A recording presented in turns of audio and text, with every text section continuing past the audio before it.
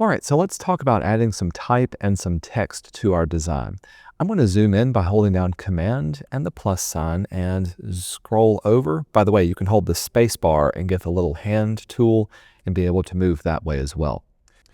On our home page, we're going to be using our type or our text tool. You can also type the letter T and it will pull up from here. Now in Figma, there's two different ways that you can add type to a design. First off, if you just click once, this will add what's known as an auto width frame. Actually, if you go over here to your panels, you can see there's different kinds of frames that we have. One click automatically creates a frame that if you type, will adjust the size of it. Now, I typically use these if I ever have to type in just one single line or just one word and be able to move it around like a button. If you want to be able to type an entire paragraph or several words and get them contained in an area, you can use your type tool. So grab it again, click and drag. This time when you type, everything will stay constrained inside of this particular text box. This is known as a fixed size text box. So those are the two most common types. Each one kind of comes with its own different little uses. By the way, so with my selection tool, I can deselect things by clicking away from them and then click it again to be able to move it around. And so that way I know I've got something selected. And if I hit the delete key, of course, it's going to delete away. So the first thing we want to type is the name of our little business. Remember last week, you should have created a UX project brief at random and gone with what it gave to you. The name of mine is Leah Skateboards. So with this, I'm going to grab my type tool one more time. I'm going to click up here at the very top. I'm going to type that out, all caps. All right. Now, the other thing about choosing fonts, since we're working with a low fidelity wire frame, we don't really want to choose any kind of fancy font. We want to keep it as boring and as regular as possible. So if you've got a font selected, you can go over here to your design panel. Down at the bottom, here's where you can click and choose all the different kinds of fonts that are preloaded into your system. Later on, we'll talk about adding some more to it. Don't get into looking into some of the fancier fonts. We want to keep this nice and plain because when you work on a wireframe, you want to be able to just show them the functionality of where things are at. You don't want them to say, oh, we don't use that font, or oh, I don't like that color. Keep it nice and simple. So I'm going to keep it just the default font or something that's really plain Jane and sans serif. If you do need to change the dynamics of it, making it bolder or thinner or anything, you can do that here. Again, keep it simple. And if you want to change the size of it, you can set it up down here as well too. I kind of like the look and feel of this. Maybe for here, I'm just going to stick it up here in the corner and set it there. In the middle, let's add a little marketing message that can go here. Again, we go and keep it nice and simple. So I'm going to click and drag. I want this to be on multiple lines. So I could say something like marketing message goes here. Keep it all set for there. Again, I'll highlight everything, set up the different sizes. By the way, these sizes that come in custom, these are the common sizes that you'll see either on websites or most apps. You can type in a specific size if you want to. The main thing I'm looking for is for it to be just big enough that it goes on 2 lines, which looks like 24 point from here.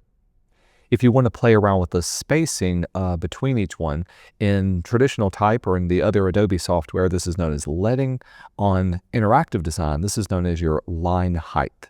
By default, it's set to auto, which means it'll automatically set your leading based on the size of your font. But if you typed in a different number, let's say I put in something like 50, you can see how it spreads that apart.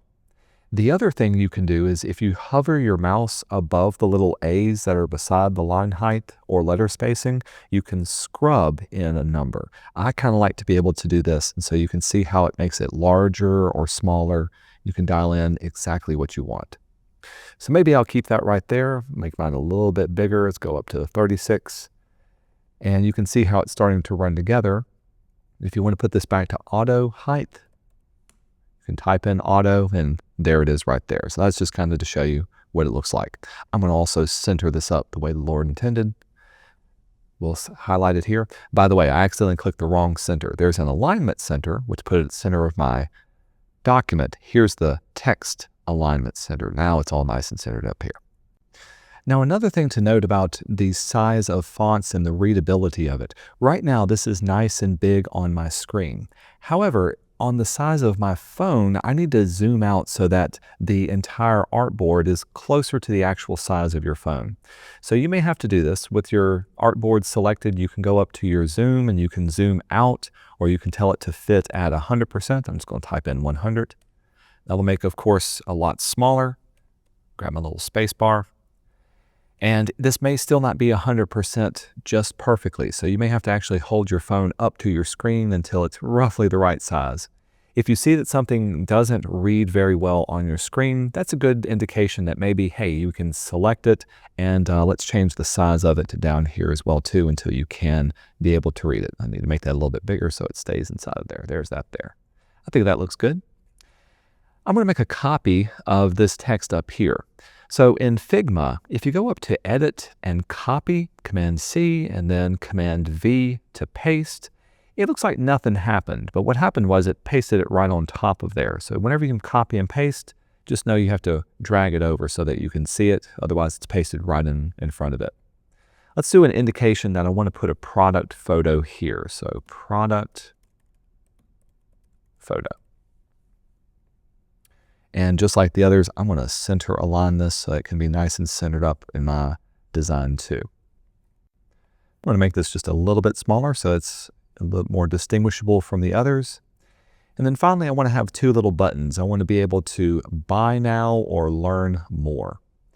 Another way you can quickly make a copy of something is to hold down the Option key if you're on a Mac, or an Alt key on your Windows computer, and you see how it turns into a double arrow. This will allow you to click and drag on a copy. I'll put one down here, and I'm going to hold down Option and drag it over. Those guides come in really, really handy. So this will be buy now, and this will be more info. And for both of those, I'm going to click and drag and select both of them. I want to make them bold and maybe a little bit bigger. So I'm going to choose a bold version and change up the height. Again, yours can be slightly different, but this is the basics of what needs to be on my home page. Now, in order to indicate that these are clickable buttons, let's add some different squares and rectangles and rounded rectangles to our design as well. Going down to our little toolbox, you can see there's a rectangle, and if you click on the open arrow, you get all the different shapes that it's able to draw. With the rectangles selected, remember, we want to keep this nice and simple. We don't want to be able to overly design it. So with my rectangle tool, I'm going to click and drag and make an area that's going to indicate that there's a photograph right here. With the rectangle selected, obviously it also is covering up my text. Now the reason for this, just like with all the other software, everything is in its own separate layer, so it's stacked on top of the word product photo. Put it back over there. If you want to be able to send something behind it, there's a couple of ways you can do it. First off, over in your right-hand panel, do make sure you're working in the Pages panel, and you can see the wireframe for the drafts. I'm on my home page. Here's the rectangle that we just made. If I want this rectangle to be behind my product photo text, I can click and drag and place it behind there as well too. Another way you can do it is if you're on the desktop version, you can go up to Object, down to the Send to Back, and it will send it all the way back to there as well. And so that's how you can change stacking order for anything that's on here.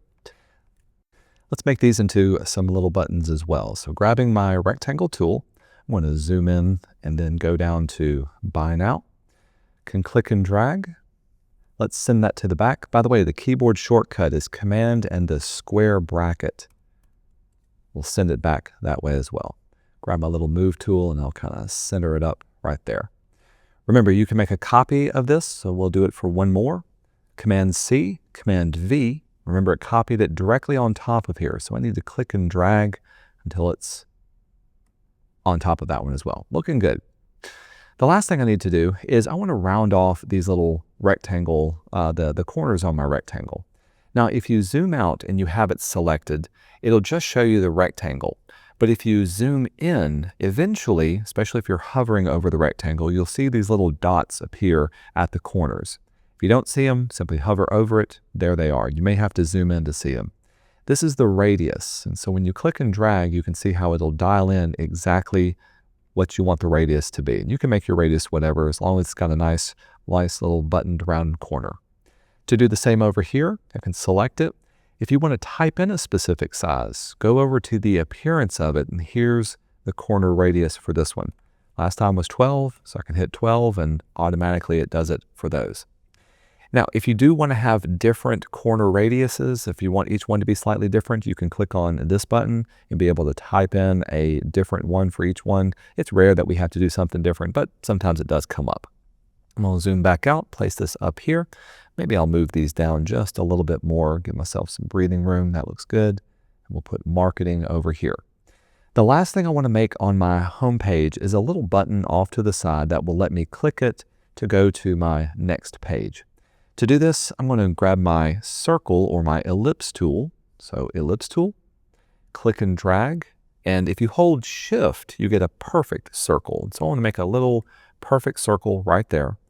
And I'm going to do a little plus sign in the middle of it. Now I could draw off a plus sign, but I'll be honest, the fastest way to do it is to grab your type tool, click once, and just type a plus sign. Got it, ready to go.